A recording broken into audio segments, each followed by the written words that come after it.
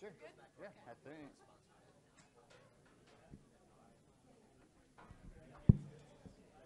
All right, everyone, we're going to continue our media availabilities for today. We are now joined by Kurt Busch, driver of the number 45 Monster Energy Toyota for 2311 Racing. Kurt, can you talk about your preparation for this weekend? Yeah, it's exciting to go to a new market for our sport, for the Cup Series, and just the excitement here in the St. Louis area.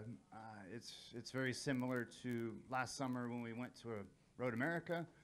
We had Nashville, and so again, it's the newness and the fun of preparing for something different and then experiencing it.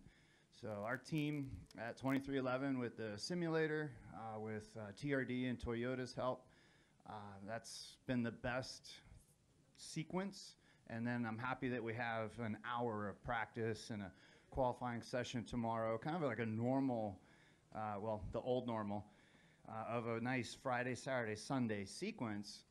For me, that's the best rhythm to get into as a driver. So, and then, yeah, raced here 22 years ago in the Truck Series. It's been fun to tell that story, and even at Brexton's little race last night over at the dirt track, tons of fans coming up, all excited about race weekend. So it's just neat to circle around with everything. And yes, I do remember the 22 years ago racing the trucks. I was leading with about 10 to go. We were trying to stretch the fuel and ran out of gas. But it is a fun racetrack to race on, and I think it's going to put on a good show Sunday.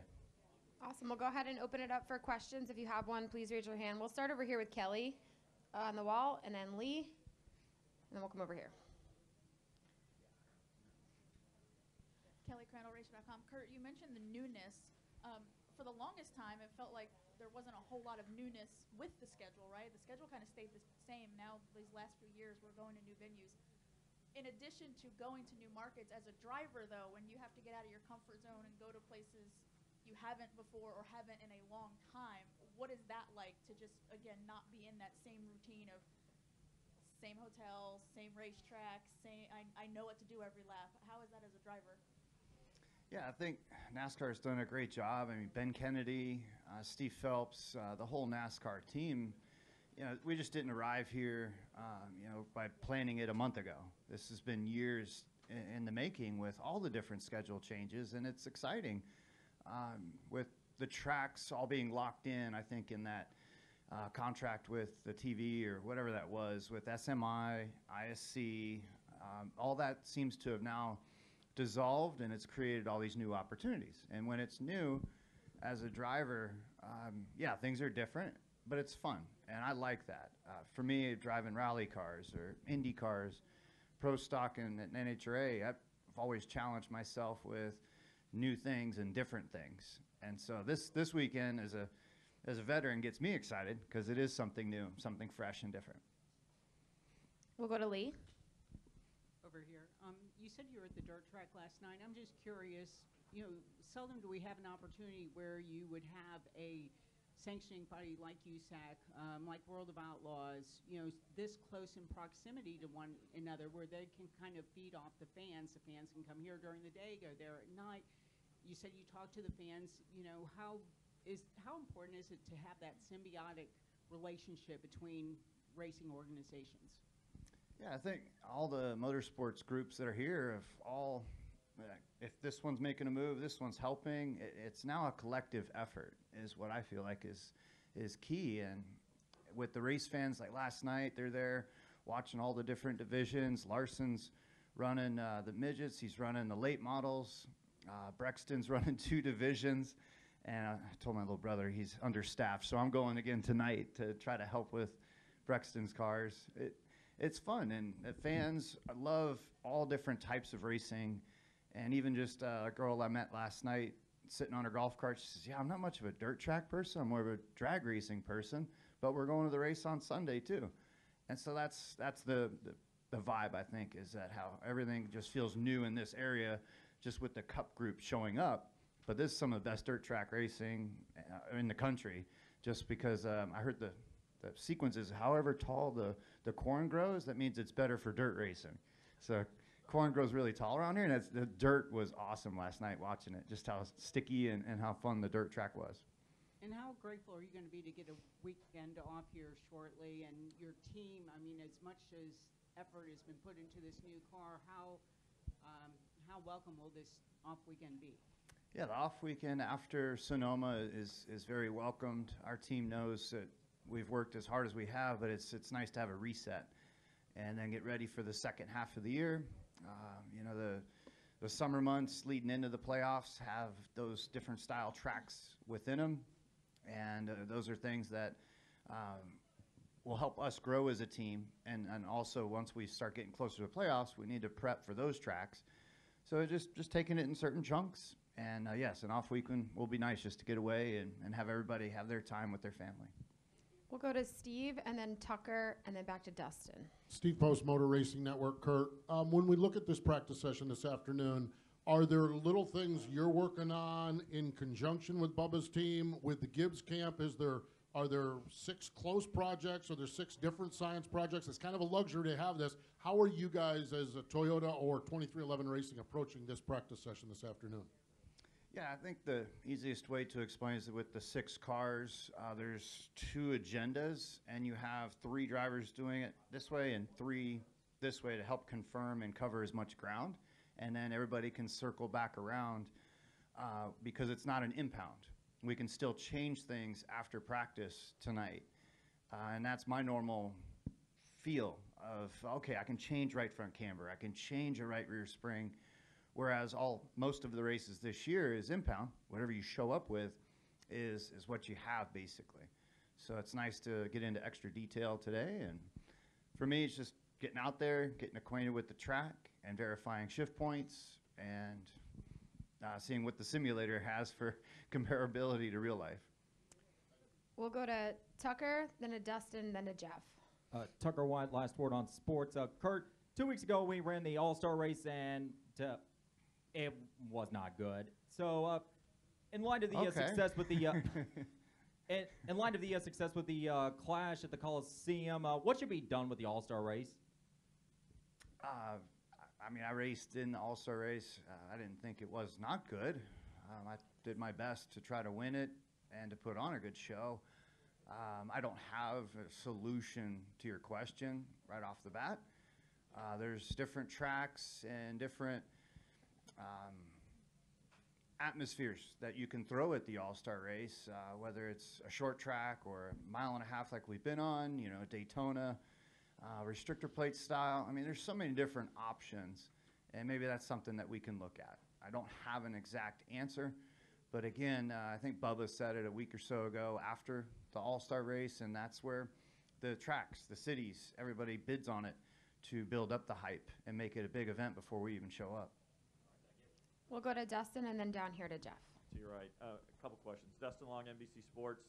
Kurt, this week it was announced that Phoenix was going to again host the championship weekend in 2023. That'll be the 4th consecutive year that it hosts that event. Just first of all, your feelings about that event being in Phoenix for a 4th year in a row next year. Yeah, I think Phoenix is a great track. It's a great market. NASCAR owns the track, and they own Homestead that we were at for 20 plus years. I think it almost is a bridge of the last question. The All-Star race is an important staple in the sport, just as the championship race is the most important, and we can move it around and shake it up and take it to different places and have the cities bid on it and want to host it. Again, some of the northern tracks might be blocked out just due to weather, but you know, who knows what TV is going to bring us on the next contract, where their markets will be important. And so there's a lot of factors involved, but just keeping it real and keeping it fun, I think, is key. Also, with a good bit of success on the intermediate tracks this year with this car and how it's improved that racing there, I'm curious, as somebody who has raced in all sorts of forms of racing in Indianapolis, does this lead to the idea of maybe looking at, could these cars run better on the oval looking forward, or is what we've seen so far in a mile and a half and what you would happen in Indianapolis be like comparing apples and oranges? Yeah, again, that's a good question. It's tough to answer. I think the racing has shown really well in certain tracks, certain situations. You know, whether it's this short run or the long run speed that we still need to have more stability within, because left rear tires are wearing out more aggressively than we thought. And so to me, I think the quickest answer, just watching the Indy 500 and racing in it a few years back, there's options for downforce that teams have in other forms of motorsport. And in NASCAR, we're basically boxed into this very small box of adjustments. Let the teams have more downforce that they can take out of the front or put in the front, in the rear, out of the rear, and that would create a window for guys having this package and guys having that package at the same style track. And that might open things up to whoever has short run speed versus long run speed in a different way or a different opportunity. Go ahead, Jeff. Along those lines, LaJoy said on his podcast this week that he'd heard that NASCAR might take off the diffuser for like a Martinsville or short tracks coming up. I don't know enough to say, do you think that would help the racing at short tracks, and should NASCAR be looking at arrows type stuff to help those tracks right now? Yeah, I think, again, that bridges right off that last question, is aero and diffusers, front splitter, and how the airflow works and how it looks in the wind tunnel with one car doesn't necessarily act the same as two cars out on the track in real life conditions. Again, it's a balance in learning and applying it the right way. I think the summer test session at Martinsville is where they're going to take the diffuser off to help see what it does for short track balance. And then you have to execute a long run while you're doing that, and it's tough to do when there's only the 10 cars or so that are there versus the 40 that start the race. So we just got to keep piling up information and not necessarily looking or collecting data. It's let's apply it and let's go for it. I also want to ask you, do you think that people will use any of their Phoenix notes from this year, or if things already evolved with the next gen so fast that those aren't applicable like to a place like here? Oh no, this is as close as you'll get to a Phoenix sequence and track style, and so that's how we've prepped to even just show up here. And this is an important race because of the Phoenix Championship race on what data we can gather here. Look, I mean, weather's perfect. It's like 85 this weekend, and that's probably what we'll see in Phoenix for the finale. This is an important weekend for a championship-style effort in November. Are there any additional questions for Kurt? We'll come over here to the left. Matt Crossman from NASCAR.com. Kurt, you've won for a whole bunch of different owners. I'm curious if you could compare and contrast their celebration styles. Like, how does Roger Penske congratulate you, and Jack Roush and Michael Jordan? I guess there's the different rival points on how you get to those wins, whether it's building a team up from scratch like this year. Jack Roush and Roger Penske and their legendary heritage in motorsport, and how they had the Cup team there already and asked me to come in and just perform for wins. Where Toyota and Monster and this whole project with 2311 asked me to come in as a veteran and build the team up. And so I have, I guess, stronger emotions of how each win happened or how they unfolded. But again, there's the respect. There's the understanding of this is their team. It's not me. And I think each one of them has their own unique way of doing things. And I remember celebrating with Jack Roush in Detroit at the company's headquarters.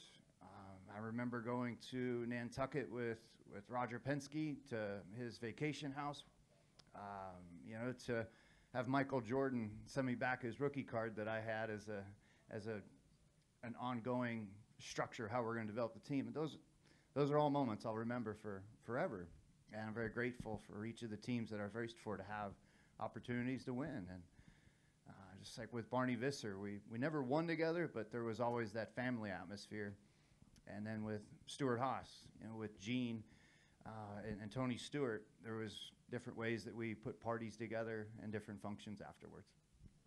We'll go ahead and wrap with Lee down here to the right with one final question.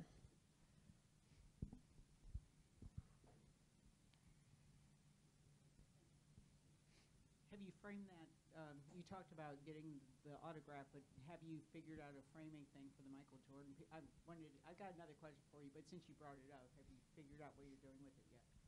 Yeah, it's in the safe, but I think with the Daytona 500 entry blank, the card, and then something to symbolize the Kansas Speedway win in the Jordan brand car, that will be how I think I'll put the display together. I got to get in my art frame of mode to make it come together. And can the tire, is there a tire that might help the short track situation, the current short track, make it more competitive? As far as the tire and short tracks, yeah, there's always that balance that drivers want as far as a tire that if you push it too hard, you end up wearing it out and slipping sideways and struggling towards the end of your run.